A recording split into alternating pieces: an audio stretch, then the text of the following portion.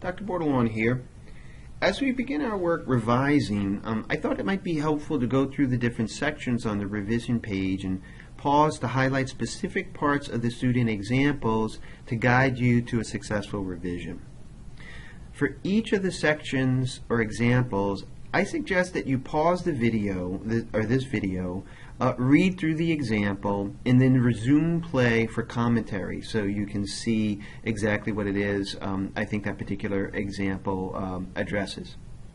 I'll pause again after each section to give you time to apply the writing skill or the technique that we've just reviewed to your own work. And it's in this step-by-step work through revision that we follow Murray's suggestion in the maker's eye. And in thus we move from just knocking out an essay because it's due to crafting an essay that clearly and engagingly presents your ideas. And of course this step-by-step approach, again as Murray suggests in Maker's Eye, it will take time. As noted on the revision page, I suggest working on a section or two of your essay at a time and dividing up the writing process so you can focus on individual parts without getting swamped or overwhelmed by worrying about the whole thing. So let's go ahead and get started. I'm going to start here on the home page.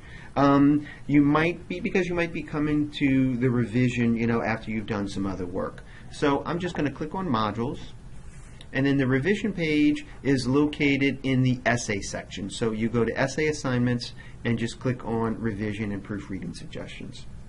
I have some introductory material that you should read through, but I'm going to come down and start real quick with the titles and then the introductions. For titles, just a quick note, you want to see that you can use, in this case, a colon to separate into a subtitle. And this allows you to give your writing a little bit of life, so it's not just a stiff purpose of college type essay. But notice here they have intellect or income, the purpose of college, so they do state clearly what their point is. Now here I'm going to combine titles and introductions because they usually work so well together. So I'm not going to pause yet. I'm going to go over the introductions and then pause after introductions to give you a chance to review the introduction. Two things on introductions really to focus on, and that's the purpose. Remember, an introduction should engage and interest the reader, and then it should also provide an overview of what your essay will be about. And in particular for this kind of writing, when you're reporting information, you should work on providing an overview of the sources. You should give them an idea of who you're talking about, what kind of writers you're using in the essay, and also what kind of material is it. As it says here, is it essays, is it blogs, is it diaries? Of course, in our cases, it's essays and blogs, but depending upon where you're reporting information from, that's weird, I don't want to do that. Depending upon where you're reporting information from, let's say for a history class, you might be using some diaries. But let's get started with this first example. And here I'm going to pause here and give you a chance to read through this introduction, this first one. Okay, a few quick notes here. Neat title here, Make Your Own Light Bulb, Why We Have College. And then you see, with this essay in particular, a nice job of pulling the title into the essay, because here they bring in Edison as well. So that's a good job. And you can see here how titles and introductions often work in tandem. Here they do a good job of also moving from this general idea of failure, and then they make this shift into the topic of the essay itself. This is why aspiring writers, teachers, etc. come into this. And then they specifically note that they're going to be talking about writers that are dealing with the idea of college, and then go into their divisions, their thesis and divisions. Okay, so let's take a look at, I'm going to skip this one. You guys can read over this on your own. I want to take a look at this one. I'm going to pause and take a read of this one. So again, I'm just going to pause for a second, and I want you guys to read over this essay. Okay, a few things work, I think, well here. They let us know right off the bat that they're making things up by using X University and Joe, which is, kind of common word, common name. And then they go through and they describe very specifically what Joe's going to do. And then they kind of take it further. Ask an employee or his friends, and you will hear such comments as, he is a good decision maker, happy with his life, effective communicator, etc.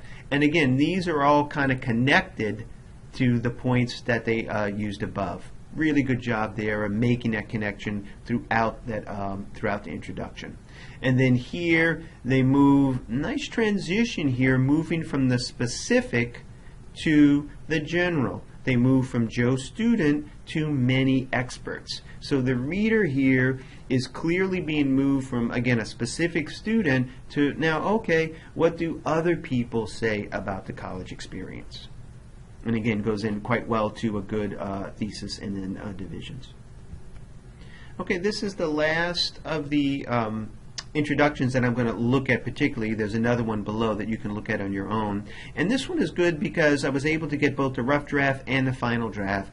And it also shows that you can use 2 paragraphs in an introduction. You're not locked into 1 paragraph. So let's get started here. This is Mary's rough draft. I'm going to pause again. I want you to read first the rough draft, and then we're going to talk it through, and then we're going to come in and read the final draft. So first the rough draft. Okay, here Mary does a good job of listing, you know, all the different writers. Has a nice little quote to come in as well, but it seems kind of overpacked. It seems like there's a lot going on in here. So what she did in her revision was open it up a bit. And here I'm going to pause real quick and give you guys a chance to read this revised introduction. Okay, here Mary has literally revised. She has looked again at her essay and came up with a completely new paragraph, kind of similar to the Joe paragraph above at University X, where using a specific example. Here, 2 kinds of students.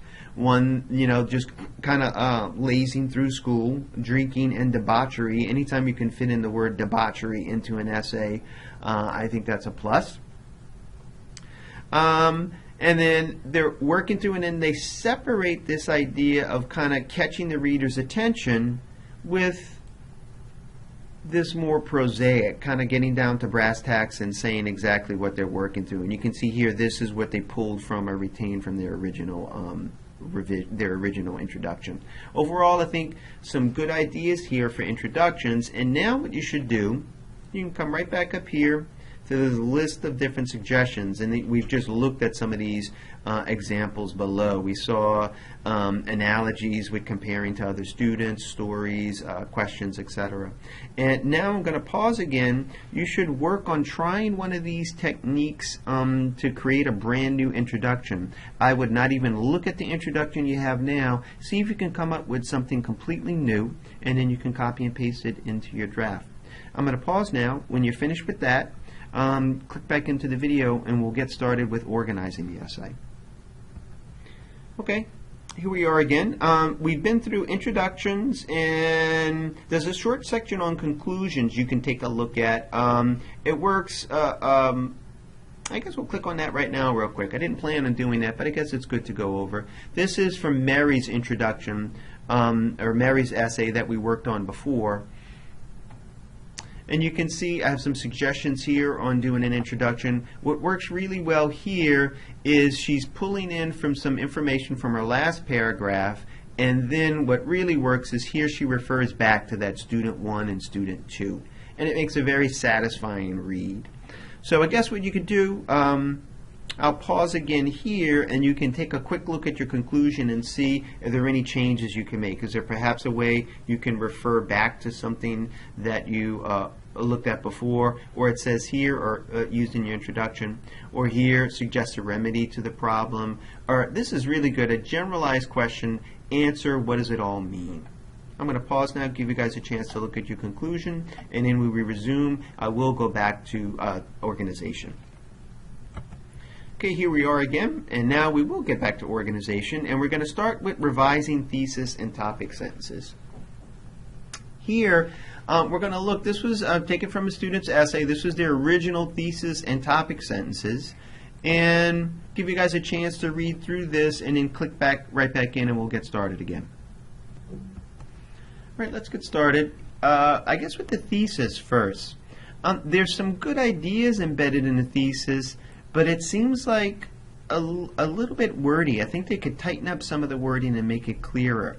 If we come down here, you can see they made the changes. They went from focus on an individual. They mentioned students because that's, of course, important for college. So they focused again on the students' individual growth. And I think here they kept some of the wording, wide variety of different, but look at here, they changed this. Growing as an individual by having students explore different things in a particular field you may want to go into. Well, there's some problems there because it says students and then you, and that's all a bit wordy. So look what they did here. Nice job of just condensing that down into exploring different fields of knowledge. Nice work there. And here, and striving for the best, here they changed that to developing a desire to strive for the best. So these changes, what they did was they made the thesis, I think, more effective. They made it a little more focused, and they stopped it from being so wordy so the reader could more quickly get to the point that they were trying to get to.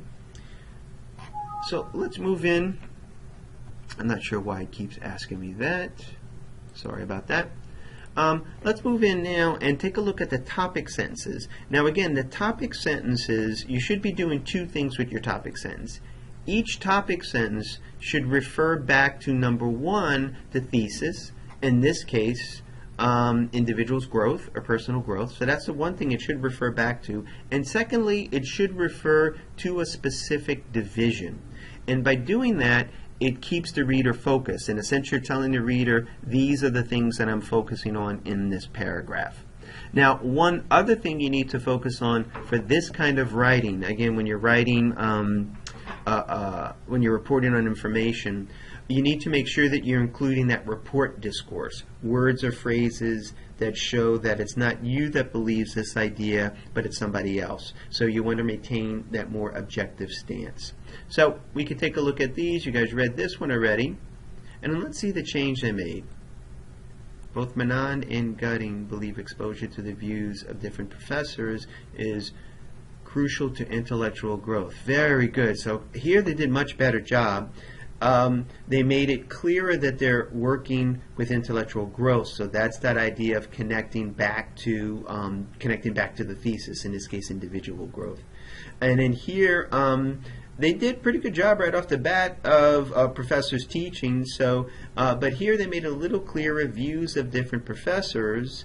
And I'm sure you guys noticed here, if they say both Menand and Gutting, they're making it clear that it's not their idea, it's someone else's idea. Here, for instance, if a reader comes across this sentence, they're going to think this is the writer's view. It's not reporting information. This is you're making an argument, and you want to pull away from that, again, for this kind of writing. We're going to be moving on to argumentative writing for essay number 2, but for this writing, you want to keep that distance, that objectivity, and you want to use report discourse. Speaking of report discourse, we can see right here they say many writers. Classic way of setting up and creating a bit of distance from the information you're using from the information that you're reporting. And you can see here they did not do that in the rough draft, but they're setting it up right off the bat. Here again they're using repetition, students' growth, so the reader gets that keyword of growth again, so they understand that's the thesis. And then here they have variety of courses, exploring different fields of knowledge. Okay, they're not using direct repetition, but I think readers could see that variety of courses in different fields of knowledge are pretty much the same thing. So that's a good job of using synonyms to help the reader make that connection and see the connection between the topic sentence or the paragraph, because that's in a sense what the topic sentence is referring to, and the overall point of the essay or the thesis. Okay, last one. Again, when students learn to mentally push themselves, according to the writers, that's what I was looking for that objectivity. And you can see here they mix it up a little bit. They put it inside the sentence. So that works well. It kind of breaks up that both Menand and Gutting, many writers. So they're changing things around, trying to keep things interesting for the reader. And but they do pick up on mentally push themselves, and that is going to be the division, striving for the best. And then sure enough, they bring in the their thesis right there with the idea of continued development. Good. Gone over a lot here. This is a really important section. Probably something that most of you guys need to work on. So I'm definitely going to pause here. And what you want to do now is take a look at your thesis statement. And considering what we've just reviewed, I want you to work on revising it, seeing what can you take out, how can you make it more specific. Specifically work on your topic sentences. Oftentimes what's needed is to move from this where you're stating your own position to this where you're using report discourse to distance yourself. Also remember to include those two things in your topic sentence, a reference back to your thesis and a reference back to your division. So I'm going to pause now. It's going to take a little while for you to work through this. Many students, I've had students in class take out their thesis statements and their topic sentences because that's all you should be looking for now. You should be looking just at your thesis statement, which probably last sentence in your introduction, and then go into each of your topic sentences, probably the first sentences in each of your paragraphs, and just working on them. You're not looking at your entire paragraph, you're not looking at your entire essay right now, you're just kind of looking at the skeleton or the framing or the scaffolding of the essay to see how well the organization is holding up. Again, many students just copy out and paste into a different document so they can look at it separately and then move it back in once they've revised it. So let me pause here, give you guys a chance to work on that, and you can come back in. We're going to start working on explaining things in more detail. Okay, I hope you spent some time on revising your thesis and topic sentences, and now you're ready to move on to another part of revising your essay. We're going to start now with defining a topic sentence and then move from that probably to organizing paragraphs, examples, explaining quotes, and then painting a picture, and that'll end us up for now. So let's start with defining topic sentence. This is where you're going to start supplying some information for the reader. Now you're going to start helping out the writer, the source material that you've used, help make it clearer for the reader. So let's take a look at an example. You might have a thesis statement that would read this: many writers argue that an openness to a variety of courses ensures the student's growth. So that's good, but as it says here, what does the writer mean by growth? What kind of growth? So here you can make this clearer. This growth can be intellectual and social. This is really good because, as I note here, you can then set yourself up for a paragraph on intellectual growth and social growth. So again, and connect that to a variety of courses, openness to a variety of courses.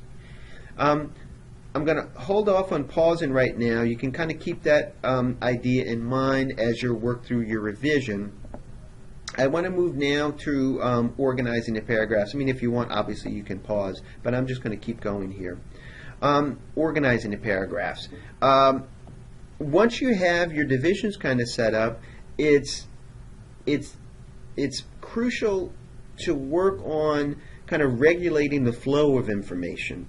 In this kind of writing, you're providing the reader with a lot of knowledge, a lot of facts, information, from other sources. So your primary goal in this kind of writing is to regulate this flow. You need to decide consciously, okay, I want this information here and I want that information over there. So again, consciously working through this information, all these quotes that you're going to include in your essay.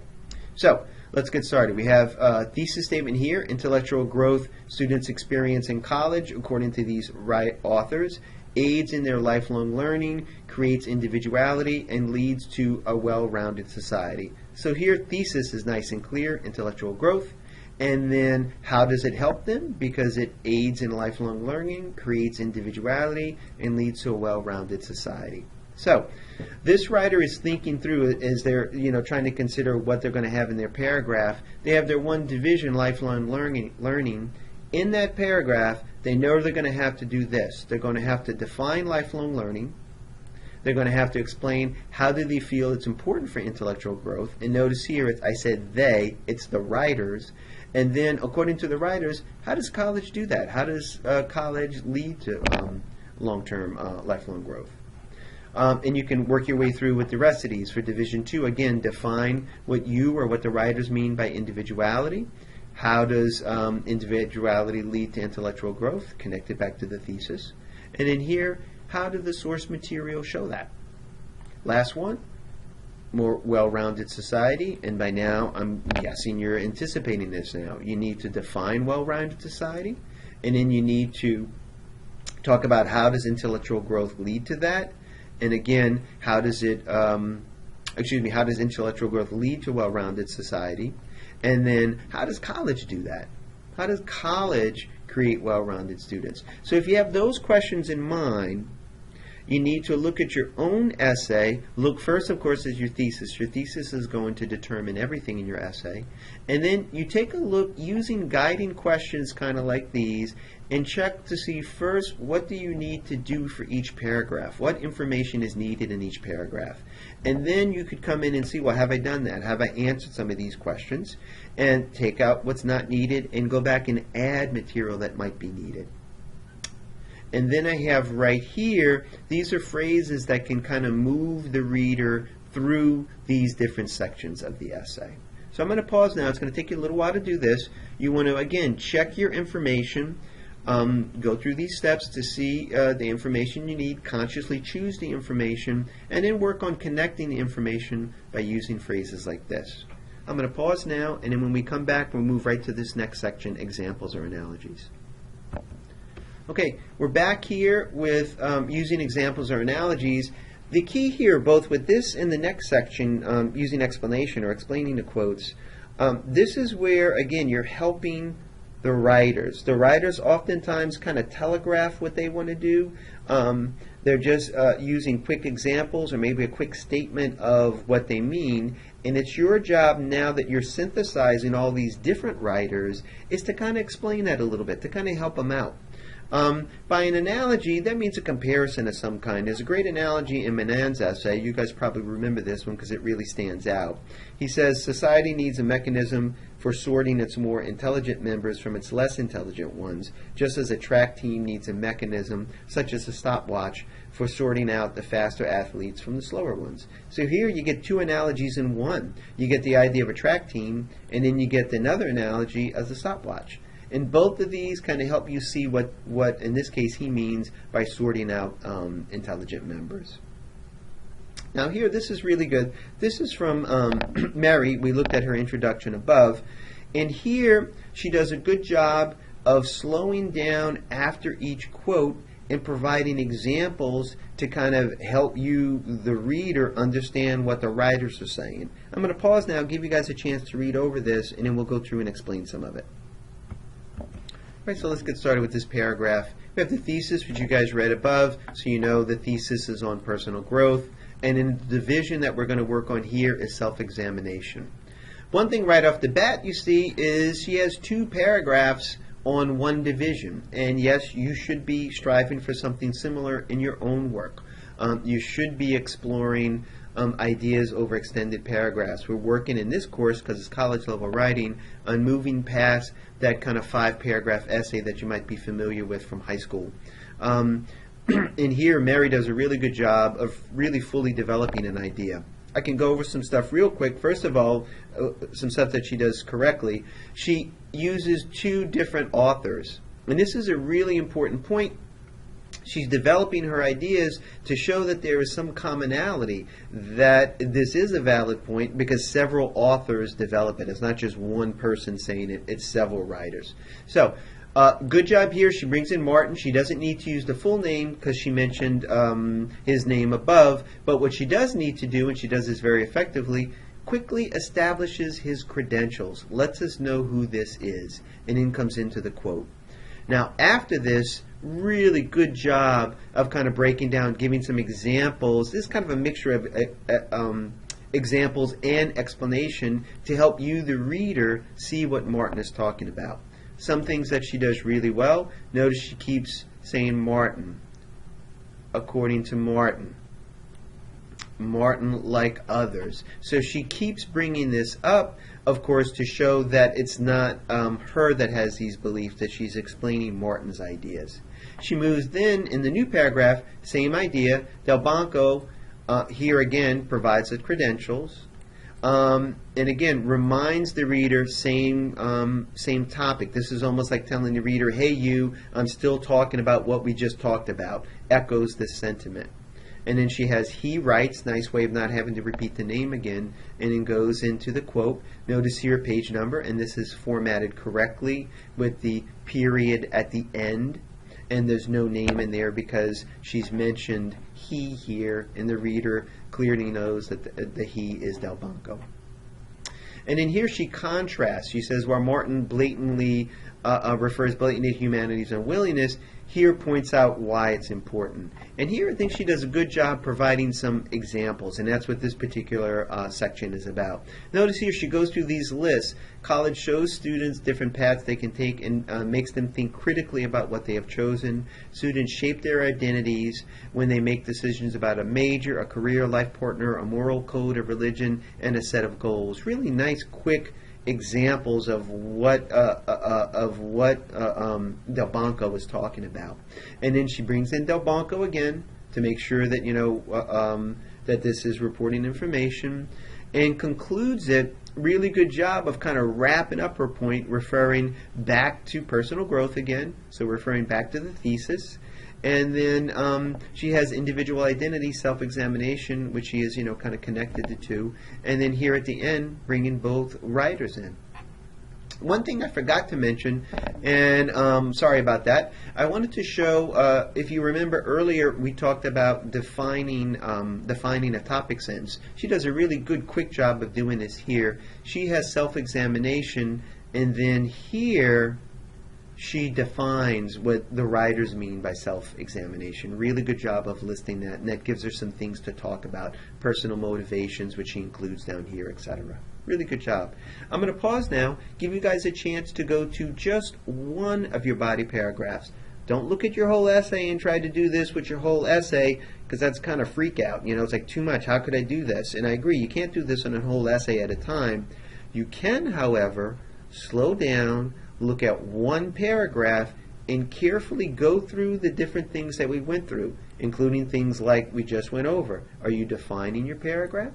Are you working in the quotes? And in particular, are you, after the quote, providing some examples that will help the reader understand what the writer is talking about? That's the focus I want you guys to work on right now. So in this case, just try going to one or two of your body paragraphs and seeing if you can really camp out after that quote and do that kind of explanation. I'll pause now and again come back to it when you're finished. All right, last one here for this section. We're going to work on explaining quotes. Again, I think there's a lot of overlap between explaining quotes and providing examples that we just did. So I want you guys to read through this sample. I'm going to pause for a second while you guys read through that sample, and when you're finished, click back in. Okay, what my students generally like here is the use of repetition in explaining a quote. So if you see here, there's a great quote from Delbanco from Melville, right? And then here what the writer does is go back and pull out the word college and then explain that. And then keep going. Further on, they mention stirring and shaping perhaps for the first time in life.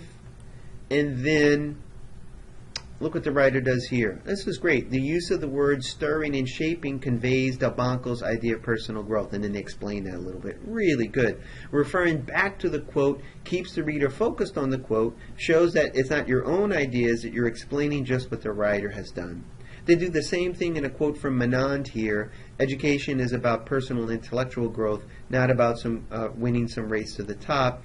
And then here implies that through this growth, again going back to the quote, and then they kind of explain that a little bit, how it fits into the idea of personal growth. Really good idea here. So what I suggest now is that you go to another one of your body paragraphs and apply this same technique of pulling out a particular word from a quote and kind of explaining it, helping the reader see why that particular word or phrase helps explain the point that you're making in the paragraph. I'm going to pause now, but this is pretty much the end of this section. If you want, of course, you can come back and listen to this. There's a lot of information that I went over, and I hope you found it helpful towards developing and creating your essay to a more successful final revision.